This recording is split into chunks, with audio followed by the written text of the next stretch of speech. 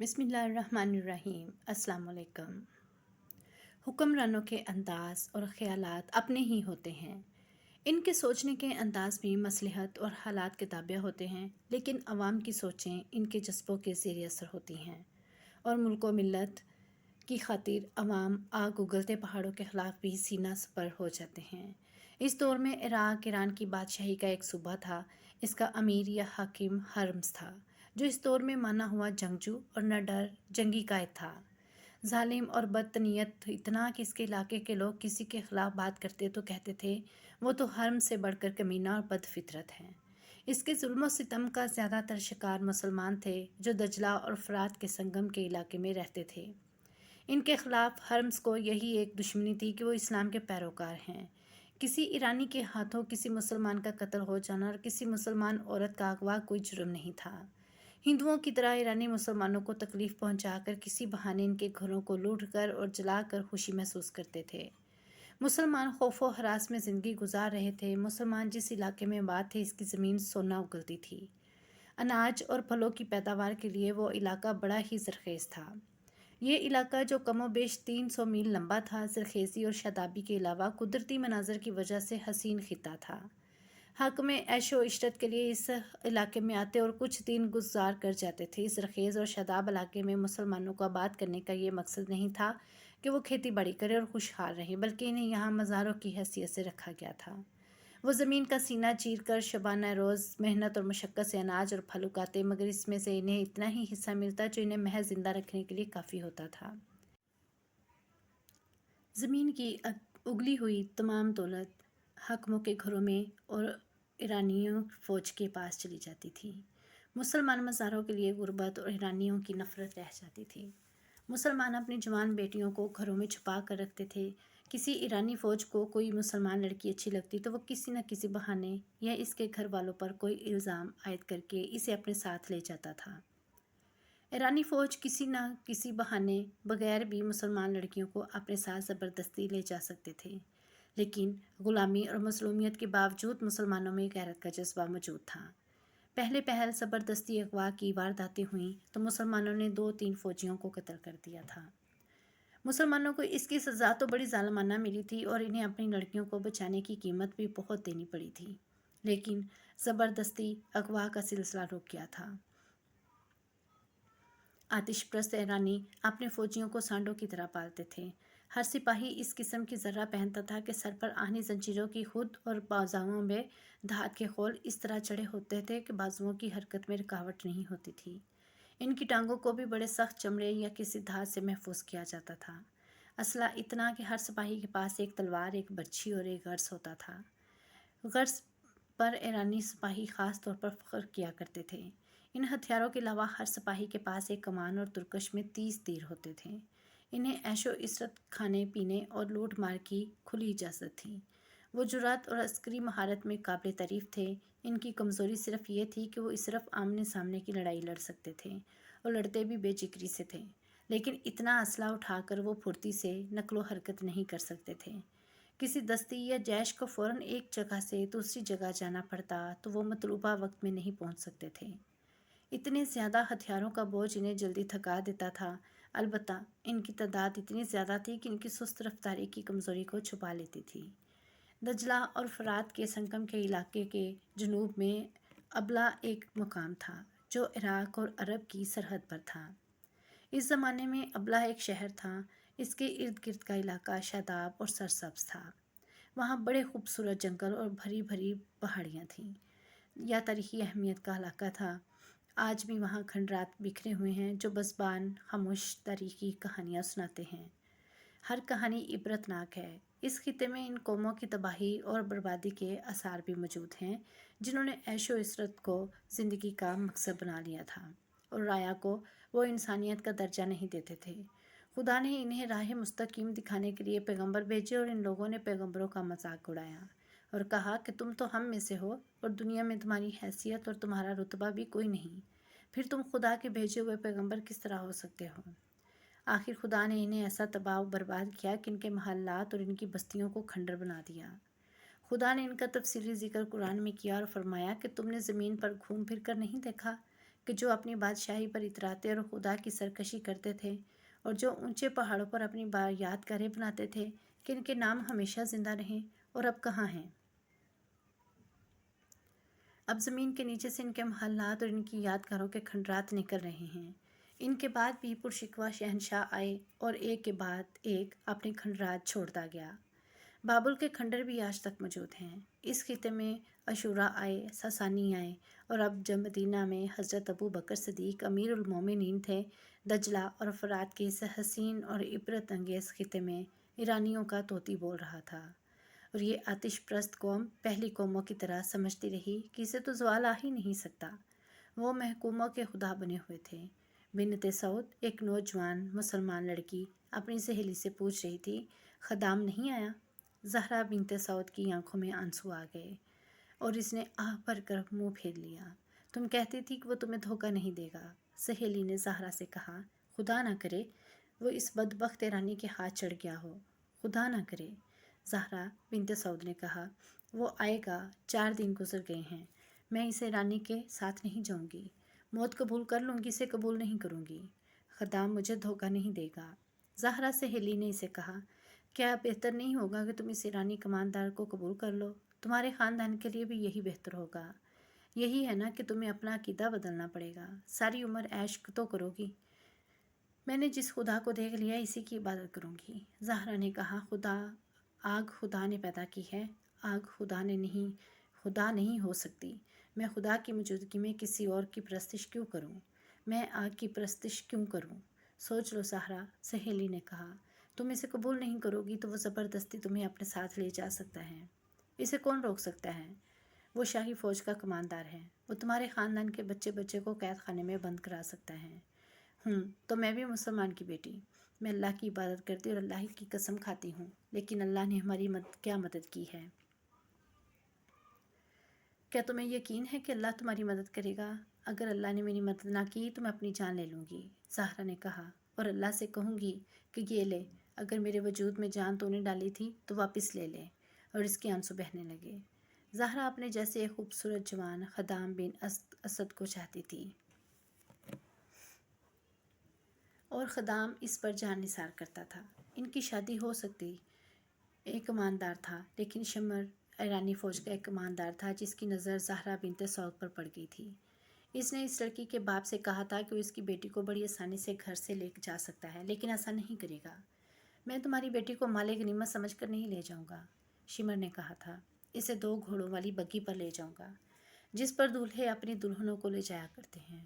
تم لوگوں کو فخر سے بتایا کرو گے کہ تمہاری بیوی ایک ایرانی کماندار کی بیوی ہے۔ لیکن ایرانی کماندار، زہرا کے باپ نے کہا تھا، تمہارا احترام ہم پر لازم ہے۔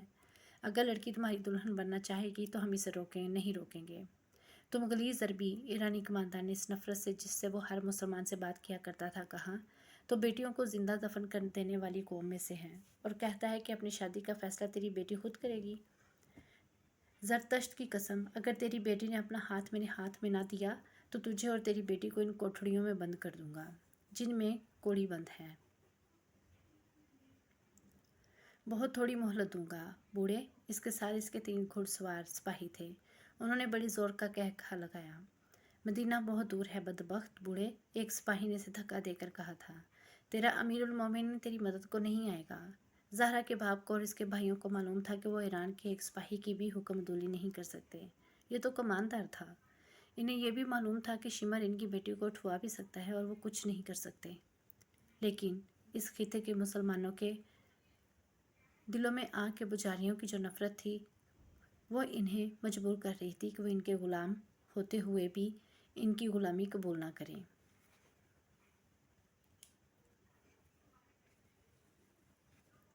اور اس کا انجام کتنا ہی بھیانک کیوں نہ ہو، اسے برداشت کریں۔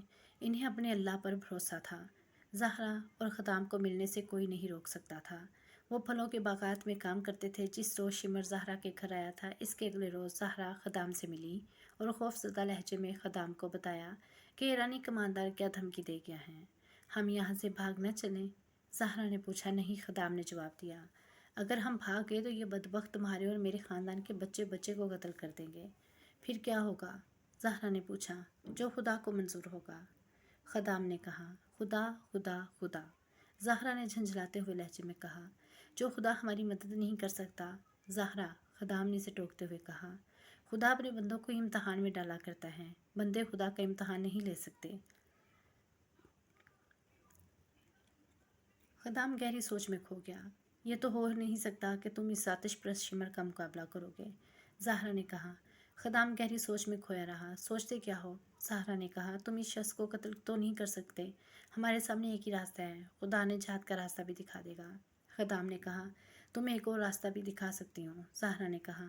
مجھے اپنی تلوار سے قتل کر دو اور تم زندہ رہو، تھوڑی سی قربانی دو، خدام نے کہا۔ میں اس نفرت کا اندازہ کر سکتا ہوں جو شمر کے خلاف تمہارے دل میں بھری ہوئی ہے، لیکن اس پر یہ ظاہر مت کرو کہ تم اسے پسند کرتی ہو، اسے دھوکے میں رکھو۔ میں کچھ دنوں کے لیے غائب ہو جاؤں گا۔ کہاں جاؤ گے؟ زہرا نے پوچھا۔ کیا کرنے جاؤ گے؟ مجھ سے ہر بات نہ پوچھو زہرا، خدام نے کہا۔ میں خدائی مدد حاصل کرنے جا رہا ہوں، خدا کی قسم۔ خدام، زہرا نے اس کے کندھے پر ہاتھ رکھ کر کہا، اگر تم نے مجھے دھوکہ دیا تو میری روح تمہیں چین سے نہیں جینے دے گی۔ میں ایک دن کے لیے بھی اس کافر کی بیوی بن کے نہیں رہ سکوں گی۔ اس کی بیوی بننے کا مطلب یہ ہے کہ مجھ سے تم ہی نہیں میرا مذہب بھی چھن جائے گا۔ اگر تم مذہب کی اتنی پکی ہو تو خدا ہماری مدد کو آئے گا، خدام نے کہا۔ خدام، زہرا نے میوسی کے لہجے میں کہا، میں مذہب کی تو پکی ہوں لیکن خدا پر میرا عقیدہ متزلزل ہوتا جا رہا ہے۔ خدام کچھ اور کہنے ہی لگا تھا کہ باغ میں کام کرتے ہوئے لوگوں میں ہڈر بونگ سی مچ گئی۔ 3-4 آدمیوں نے خدام کو خدام کہہ کر پکارا۔ زہرا اٹھی اور وہیں سے پودوں میں غائب ہو گئی۔ خدام نے اٹھ کر دیکھا، کچھ دور پر ایرانی کماندار شمر اپنے گھوڑے پر سوار آ رہا تھا۔ اس نے دور ہی سے کہا تھا کہ خدام کو اس کے پاس پہنچا جائے۔ خدام آہستہ آہستہ چلتا شمر کی طرف گیا۔ تیز چلو، شمر نے گھوڑا روک کر دور سے کہا۔ خدام نے اپنی چال نہ بدلی۔ شمر نے ایک بار پھر گرج کر اسے تیز چلنے کو کہا۔ خدام اپنی ہی رفتار سے چلتا رہا۔ شمر گھوڑے سے کود کر اترا اور کلہوں پر ہاتھ رکھ کر کھڑا ہو گیا۔ باغ میں کام کرنے والے مسلمان دم خود دیکھتے رہے۔ انہیں معلوم تھا کہ شمر خدام کی ہڈی پسلی ایک کر دے گا، لیکن خدام جب اس کے سامنے جا رکا تو شمر نے ہاتھ بھی نہ اٹھایا۔ دیکھ کمینے انسان، شمر نے خدام سے حقارت آمیز لہجے میں کہا، میں تمہارے باپ اور تمہاری جوانی پر رحم کرتا ہوں۔ آج کے بعد میں تمہیں اس لڑکی کے ساتھ نہ دیکھوں۔ اگر تم نے مجھے اس لڑکی کے ساتھ دیکھ لیا تو پھر کیا ہوگا؟ خدام نے پوچھا۔ پھر میں تمہارے منہ پر 1-2 تھپڑ نہیں ماروں گا، شمر نے کہا۔ تمہیں درخت کے ساتھ الٹا لٹکا دوں گا۔ جاؤ، میری نظروں سے دور ہو جاؤ۔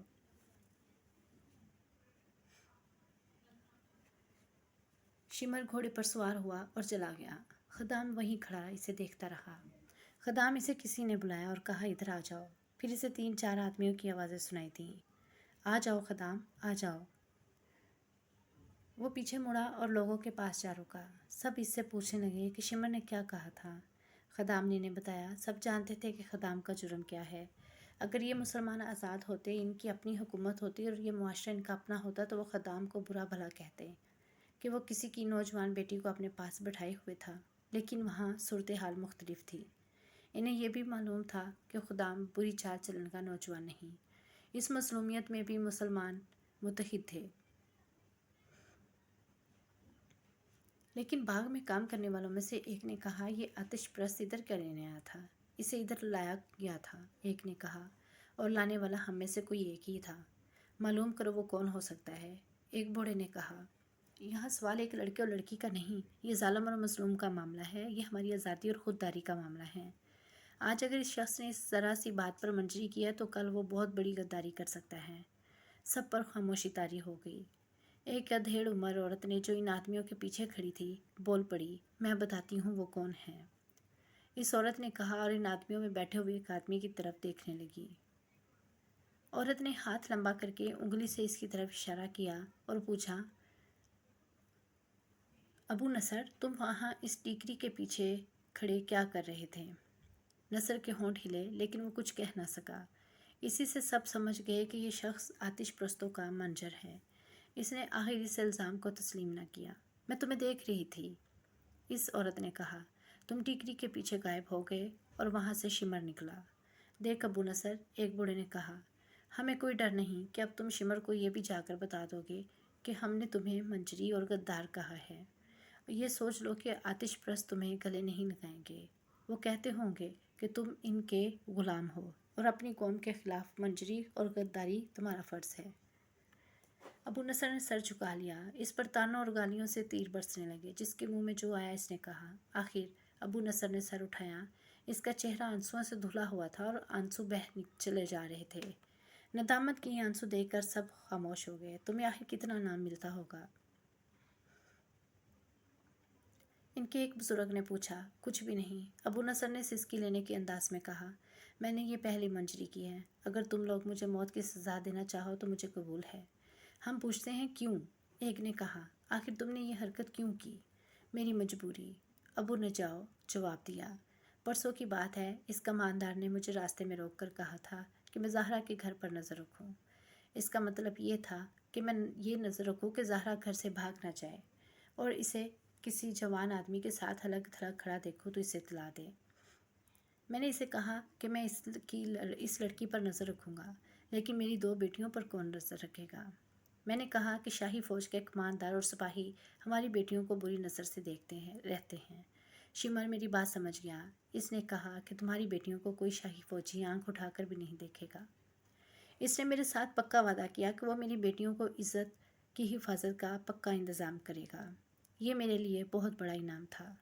خدا کی قسم، بوڑھے نے کہا، تم اس قابل نہیں کہ تمہیں مسلمان کہا جائے۔ تم نے اپنی بیٹیوں کی خاطر عزت بچانے کے لیے اپنے بھائی کی بیٹی کی عزت کا خیال نہ کیا۔ تجھ پر خدا کی لعنت ہو۔ ابو نصر ایک اور بولا۔ تو جانتا ہے کہ آتش پرستوں کے وعدے کتنے جھوٹے ہوتے ہیں۔ ان میں تمہیں کوئی ایک بھی نہیں ملے گا جو کسی مسلمان سے وفا کرے۔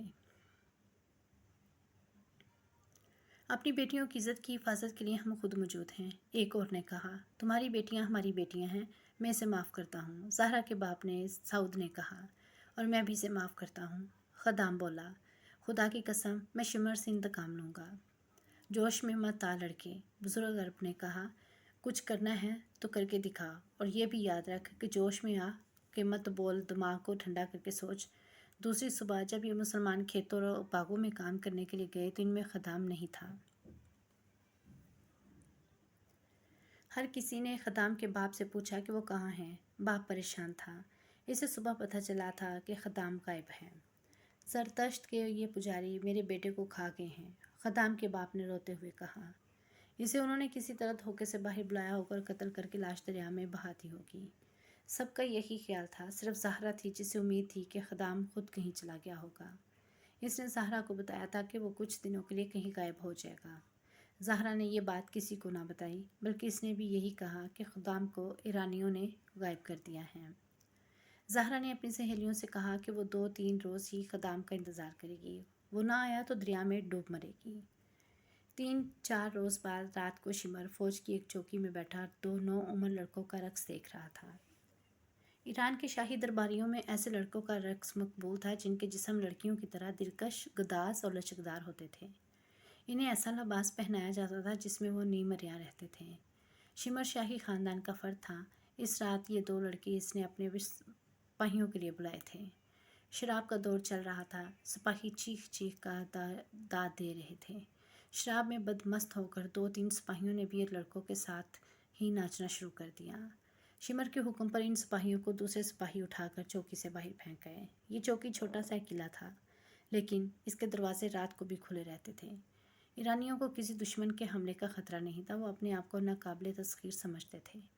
رقص جب اپنے روج کو پہنچا اور شراب کا نشہ شمر اور اس کے سپاہیوں کے دماغ کو معاف کرنے لگا تو سنسناتا ہوا ایک تیر آیا جو شمر کی گردن میں ایک طرف سے لگا اور اس کی نوک دوسری طرف سے باہر نکل گئی۔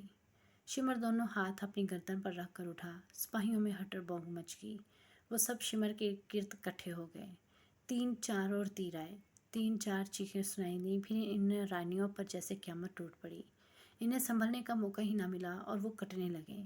ان میں سے جو بھاگ کر دروازوں کی طرف گئے وہ دروازوں میں کٹ گئے۔ چوکی والوں کو کہیں سے بھی مدد نہیں مل سکتی تھی۔